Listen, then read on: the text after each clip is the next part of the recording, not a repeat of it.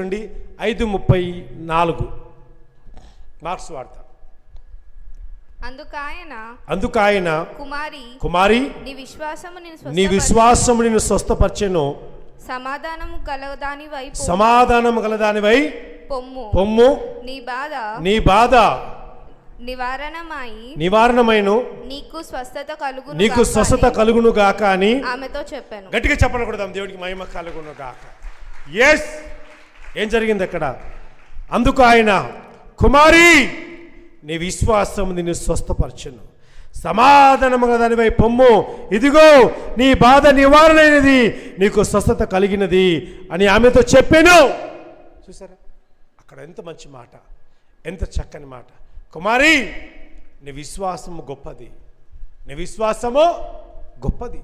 ఈరోజు మన విశ్వాసం గొప్పగా ఉండాలి, మన విశ్వాసం కూడా గొప్పగా